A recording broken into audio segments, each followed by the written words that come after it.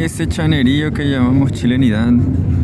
Por coincidencia, recién me ocurrió uno de los episodios más chanos del gran dossier de los micreros. Porque si hacen una encuesta, ¿cómo creen que va a ser el transporte colectivo después que se vayan los choferes humanos? 100% cree que mejor va a ser con los robots. Aunque hay, no sé, quién sabe. Vamos a leer aquí El Ciudadano, como siempre. Yo estaba en esta 901.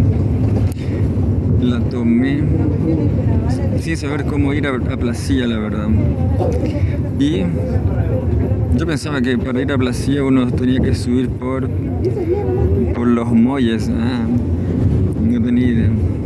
Va a cruzar todo el centro, creo.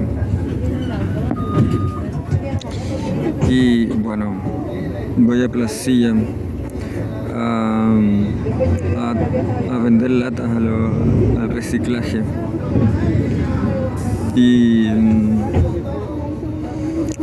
bueno, por lo menos yo hago una distancia con las mujeres en general. Las mujeres tienen un horror a la pobreza, al reciclaje. Así que ahora tengo una distancia precautoria, precautiva, una precaución, una distancia. Porque francamente, las chilenas no tienen nada de bueno, nada. Son las mujeres más feas del mundo. Chile es el peor país del mundo. Y el pueblo chileno es el peor pueblo del mundo. Eso todos lo saben. Pero en fin, vamos a leer Entonces yo me subí muy cerca del terminal. El chofer no me dijo que tenía que bajarme, pero yo no conocía. Nunca había ido al terminal de la 901. Me bajé y tuve que esperar la próxima micro, siendo que no estoy con mucho tiempo para llegar a Placilla. Pero aquí vamos. Leyendo El Ciudadano después de 30 segundos de publicidad. Y 30 más, acuérdense. 30 segundos de publicidad más. Un país de un montón de putas, de chanas. Un país de putas, chanas putas.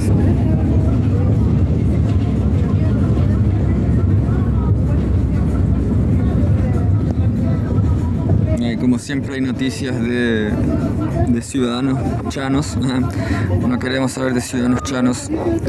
Queremos saber de la economía, si siguen regalando el cobre, el litio.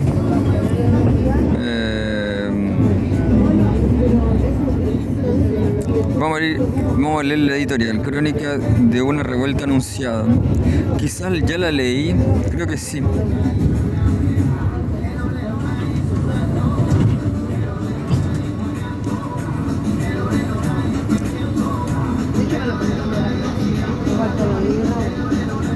Más 30 segundos de publicidad. Bueno, mientras tanto conversamos sobre ese chanerío que llamamos chilenidad. Una superficialidad total. Superficialidad. Y era un perro. El perro tenía un arnés. Ojalá que los perros que a mí me gustan de la calle estén bien. El perro subió. Y aquí estamos, editorial, Crónica de una revuelta anunciada. Yo creo que ya lo leí.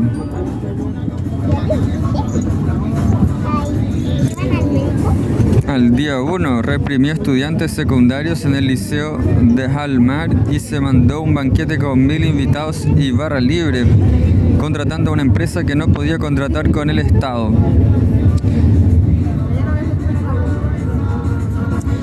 Yo también creo que puede que haya una revuelta. Lo que es súper interesante desde el punto de vista de la ciencia política clásica o de la historia, en un país donde Pinochet convirtió a los chilenos en ratones, eliminó a todos los que no fueran ratones. Esto es muy simple de comprobar. Aquí en Valparaíso hay un modismo de la lingüística, casi. Cuando un porteño le dice a otro cualquier cosa, le dice un chiste, por ejemplo, le dice algo que pasó, algo que comprometa las normas. uno le dice al otro como chiste, no sé qué, y le dijo eso, o ese, o, ¿entienden? Ese, o, como si una conmoción, el sonido de o es una conmoción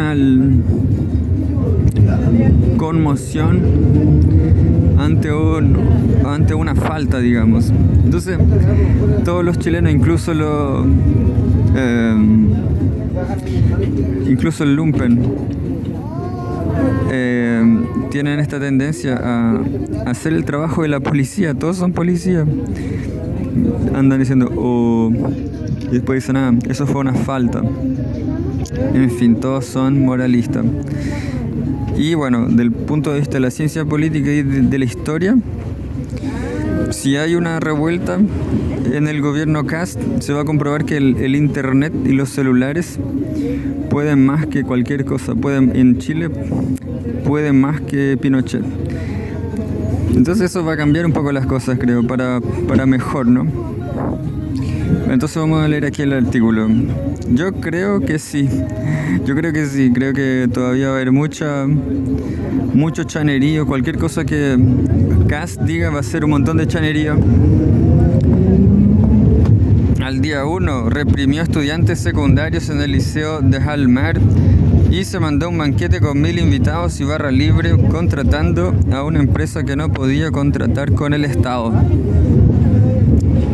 Al día 2 anunció el indulto a violadores de derechos humanos de la revuelta popular y firmó una declaración para entregar nuestras tierras raras y minerales críticos a Estados Unidos. El día 3 el ministro Quirós comienza a anunciar falsamente que el Estado está quebrado. El día 4 anunció la rebaja de impuestos a los grandes empresarios y recortes a la gratuidad universitaria. Al día 5, domingo, se fue a rezar para comprobar que incluso los izquierdistas del Ciudadano también tienen una mentalidad católica, ¿no? Porque este texto está católico. Al día 6, Kast visita la construcción de la zanja en la zona fronteriza con Perú. Aunque también puede ser una ironía con la vida de Kast, que sí es católico, tuvo ese apelo católico, ¿no? Al día 7, los vientos del altiplano cubrieron la zanja construida el día anterior. Además, se conoció el retiro de 43 decretos relacionados a políticas ambientales y el retiro del proyecto de ley de negociación ramal. Su primer martes de pololeo en Santiago Centro.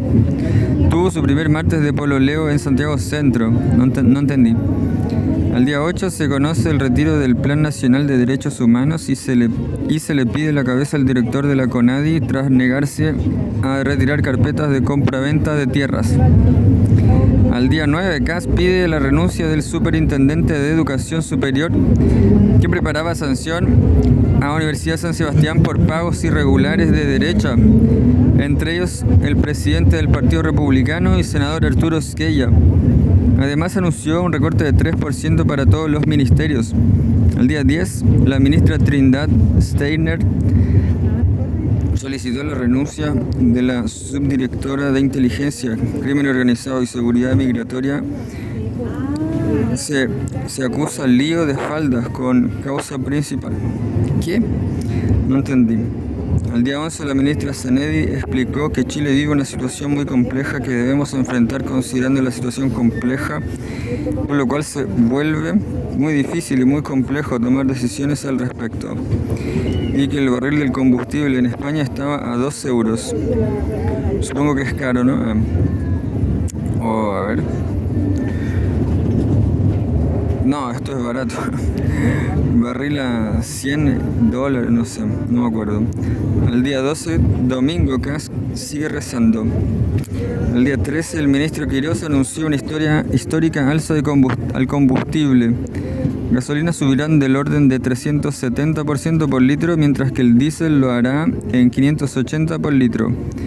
Por la noche se conoce la minuta del gobierno, la cual está siendo revisada por Contraloría. Al día 14, para distraer el alza de combustibles, anuncia que retiran apoyo a Michelle Bachelet como candidata a la Secretaría General de la ONU. México y Brasil mantienen su apoyo. Comienzan a sonar los cacerolazos. Esto es verdad. Incluso aquí en Playa Ancha, esta tierra olvidada de Dios, en el primer sector, al frente del mirador de la Marina, en el mirador de la Marina, ahí también hubo un cacerolazo. Yo lo vi en la micro.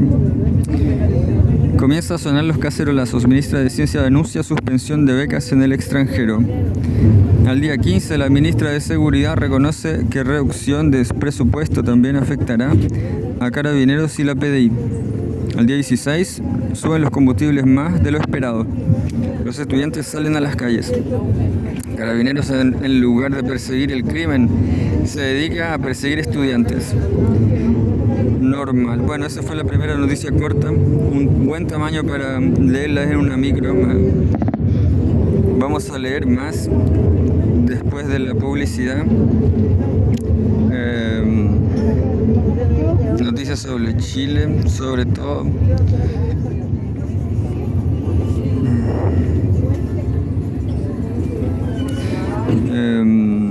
Después de los 25 segundos. ¿Y qué se puede decir?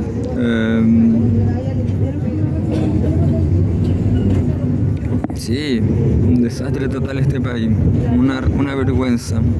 Los ratones chanas.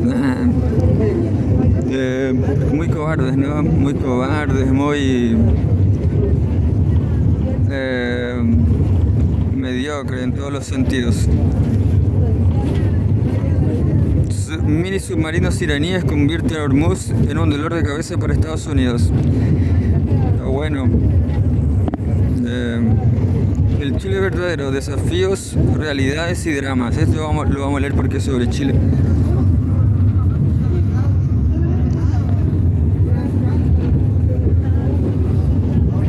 Y ahora está la publicidad de 30 segundos. Yo no diría que el ciudadano no merezca la suscripción ciudadana, no sé cómo le pusieron, pero está bueno. No sé, estoy atrasado, esa es la verdad. Aquí en la caleta del Membrillo estoy atrasado, pero vamos a leer este artículo. Columna: El Chile verdadero, desafíos, realidades y dramas. Entre comillas, cita: no es comprensible que las élites políticas chilenas persistan en imponer su mirada de país desde un espejo retrovisor, desde un espejismo autorreferente, desde una estrechez que en definitiva afecta negativamente al país y la ciudadanía, mayoritariamente. Fin de cita. El ciudadano, 31 de marzo, esto fue ayer creo, hoy estamos 1 de abril. En otros países dicen que el día de la mentira y se pueden hacer juego. No es comprensible que las élites políticas chilenas persistan en imponer su mirada de país desde un espejo retrovisor, desde un espejismo autorreferente, desde una estrechez que en definitiva afecta negativamente al país y la ciudadanía, mayoritariamente. Y es bien peligroso democráticamente empezar ahora a relativizar, a darle múltiples interpretaciones a los motivos por los cuales millones y millones de chilenas y chilenos votaron como lo hicieron en eventos constitucionales, municipales, parlamentarios y presidenciales. Las elecciones parlamentarias y presidenciales recientes y también las dos constituyentes mostraron que las candidaturas y sus fuerzas de apoyo que pasaron a la segunda vuelta presidencial se vieron en los hechos obligadas a reconocer el Chile real para atraer votos y votantes, e hicieron sus campañas desde ese diagnóstico: crimen organizado, narcotráfico, fragmentaciones y desigualdades socioeconómicas fuertes, salarios bajos y falta de empleos estables, especialmente mujeres, campamentos y ausencias de viviendas dignas al alcance de las mayorías, endeudamientos inmensos, salud, crecimiento económico, en fin. Fueron a estos temas que ambas candidaturas y sus fuerzas de apoyo les dieron centralidad en sus respectivas campañas. Es un hecho, no una opinión, que a la candidatura de todos los sectores pro-gubernamentales, más fuerzas de izquierda y de centro que no fueron parte de la coalición de gobierno, le afectó severa y negativamente en su intención de voto. Que millones y millones de personas no quieran ningún tipo de continuismo cercano al régimen saliente encabezado por Gabriel Boric. Todavía no entendí nada de qué se trata. No tiene sentido negar realidades, como es un hecho que ya en los primeros 6 meses del gobierno saliente, derrota estratégica y contundente mediante en el primer plebiscito constituyente, esa tendencia a la desafección ciudadana no se detuvo y más bien se incrementó. Todas las campañas electorales de la derecha trabajaron con alta eficacia estos asuntos, altísima, y solo en el segundo plebiscito, en donde la ciudadanía mayoritariamente votó en contra del proyecto republicano, quedó en evidencia absoluta que esta ciudadanía no tiene un componente partidista ideológico predefinido. Son un montón de huérfanos, chanas. Yo me acuerdo que aquí donde pasamos recién, en el Cefam de Playa Ancha, había una señora y un kiosco que al final lo terminaron sacando. Esa mujer votó en contra porque pensó que estaba votando en contra de Boric. Entonces, son un montón de huérfanos estúpidos, un montón de chanas.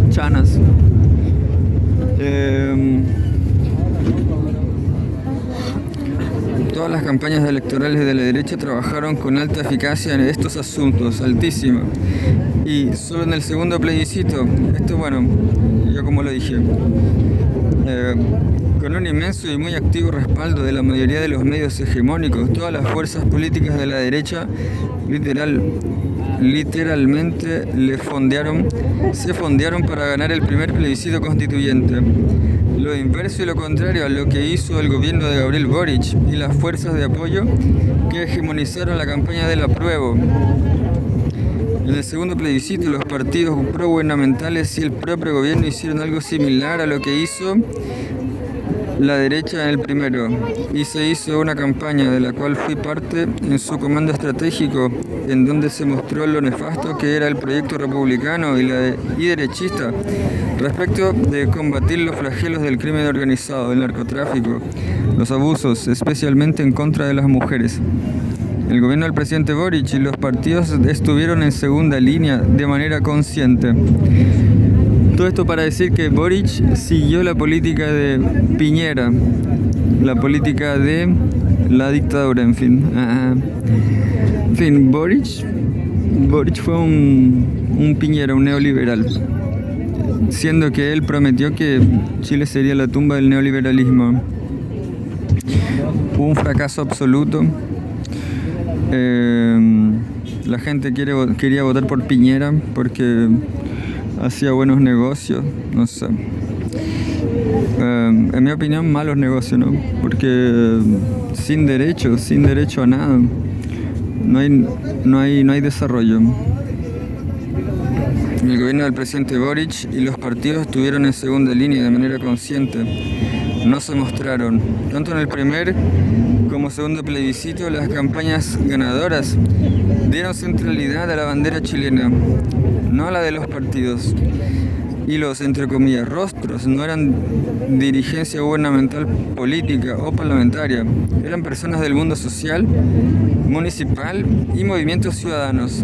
Son hechos y son resultados. Todos los estudios muestran que tanto el Parlamento como los partidos son de las instituciones con mayor desprestigio en la ciudadanía chilena, mayoritariamente. Y esto no implica para nada que esa misma ciudadanía finalmente inclina su voto cuando hay elecciones en donde partidos y parlamentos juegan papeles protagónicos. Otro hecho fundamental del análisis, la volatilidad del voto. En Chile crece, no disminuye. Como lo hemos señalado en varias columnas anteriores, Este es un fenómeno que viene a lo menos de comienzos de la década del siglo pasado, profundamente analizado por el PNDU, por la CEPAL, así como una subjetividad profunda que expresa vivir con miedos y temores de diferentes tipos. También esto lo han estudiado recientemente varias universidades chilenas y algo recogieron las candidaturas presidenciales y parlamentarias. Algo, lamentablemente, como hechos eventuales de momentos electorales. Esta volatilidad se incrementa con el voto obligatorio. Son cerca de 7 millones de personas, pero también existe en el universo de votantes que lo hacían por voto voluntario. Personas que perviven, que no deciden su intención electoral por definiciones partidarias, orgánicamente políticas, que buscan hasta con ansiedad y angustia que los problemas graves que los afectan tengan solución efectiva. Más texto. Ya hay estudios que muestran que esta ciudadanía a partir del presente está dispuesta a esperar 6 meses para ver y observar si hay camino a las soluciones medio año. Ayer yo escuché un señor en la micro que decía en Cerro Cordillera, él decía que estaba mal. Hay mucho de ese tipo, un tipo despolitizado, ¿no? Ciudadano despolitizado que anda pidiendo trabajo a todo el mundo, de forma indirecta, claro, pero que votaron por Kast. Votaron por Kast y andan ahí pidiéndole trabajo a todo el mundo y no lo van a encontrar, creo. En fin, una pérdida de tiempo total. En definitiva, esto explica que la ciudadanía en Chile cada vez de manera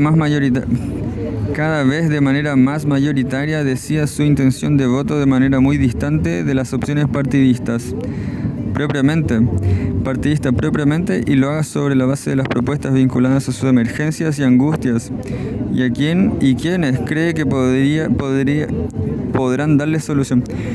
Mucha alienación, ¿eh? Porque la gente cree que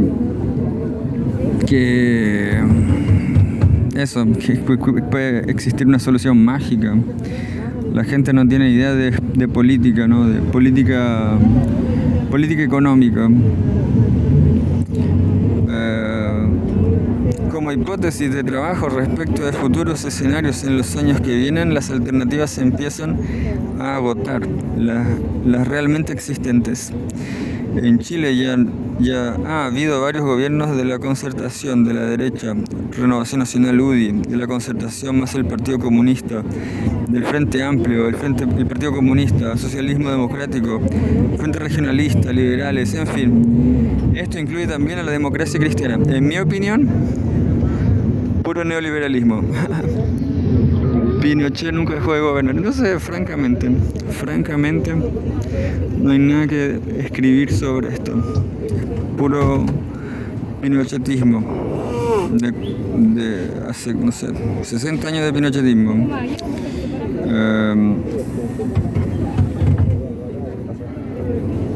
En fin, esto incluye también a la democracia cristiana, dice. De las recientes elecciones, en rigor, el candidato Parisi, el Partido de la Gente, PDG, y el sector de la encabezada Pamela Giles no ha sido gobierno, pero también, francamente, Pamela Giles, ¿cómo se llama? Este loquito, Parisi, son también neoliberalismo, si es que pueden creerlo.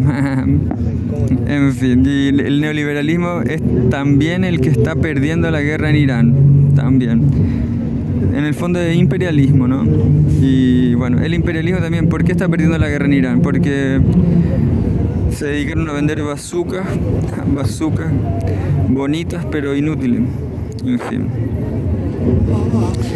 Porque la gente las compraba, qué sé yo. En fin, lo que es rentable, el comercio, son puras fantasías. Y al final no solucionan nada, ¿no? Las cosas rentables, los buenos negocios, lo que vende el marketing, el marketing son puros problemas, no soluciona nada. De las recientes elecciones, en rigor, el candidato Parisi del Partido de la Gente y el sector que encabeza Pamela Giles no ha sido gobierno. Algo cercano a eso es la expresión que encabeza Kaiser y libertarios, que también es neoliberalismo, creo.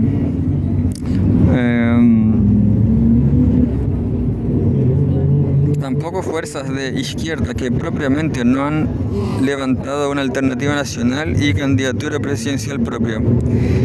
Hay una tendencia regional. En Argentina la ciudadanía votó por Milei y hay importantes sectores de ese país que están dispuestos a esperar más tiempo por resultados concretos.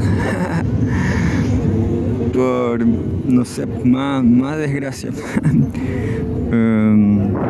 En El Salvador, quien enfrentó el drama más grave de ese país por muchos años, Bukele, tiene una fuerte adhesión ciudadana. La coalición del presidente Petro en Colombia acaba de obtener un amplísimo triunfo que le reconoce las medidas socioeconómicas que ha adoptado. En México, la muy fuerte adhesión a la presidenta Claudia Sheinbaum y su gobierno radica en las medidas que ha logrado establecer en beneficio de las amplias mayorías. En ningún país en nuestra región las alternativas recientes se abren camino, entre comillas, defendiendo lo conquistado, apelando a continuismos o a representaciones ideológicas delegadas. Y tampoco solo respecto del carisma de candidatas y candidatos, de las y los gobernantes. En este sentido, las concretas, entre comillas, democracias representativas, con fuerte hegemonía de élites muy autorreferenciales, se agota también. En este escenario, el mundo vive la tragedia que vive.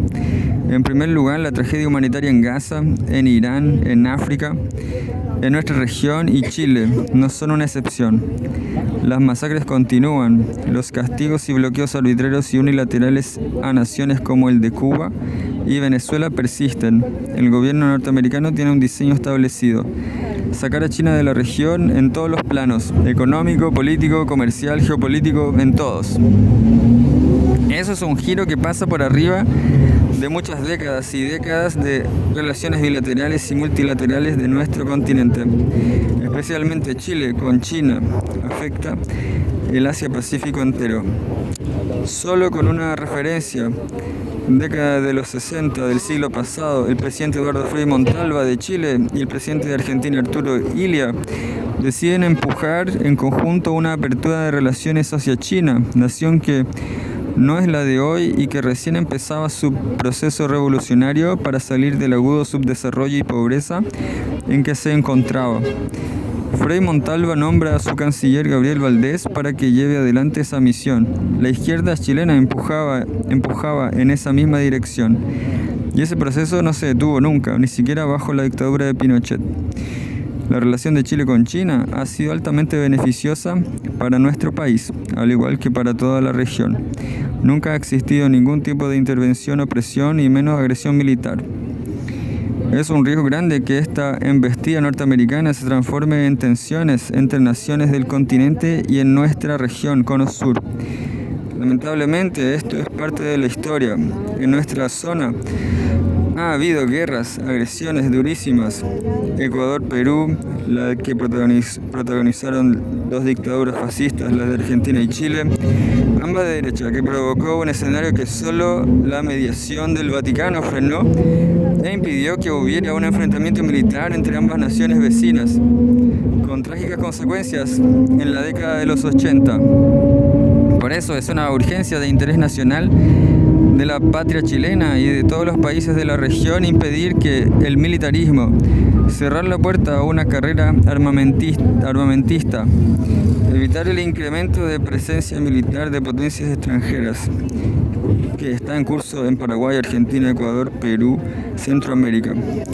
No lo sabe, no sé cuáles serían, ¿no? En Paraguay, no sé lo que pasa allá. Pero son derechistas, parece que los paraguayos ahora, hace mucho tiempo tienen gobierno derechista. Argentina no sé, Ecuador tampoco, en fin, Centroamérica. Y hacer prevalecer a nuestro continente como zona de paz. En medio de esta trágica convulsión que vive el mundo, la lucha por la paz, la soberanía nacional y la autodeterminación es un asunto de pervivencia. Quien escribió fue Juan Andrés Lagos, y es yo diría que el imperialismo siempre sometió a América Latina, ¿no?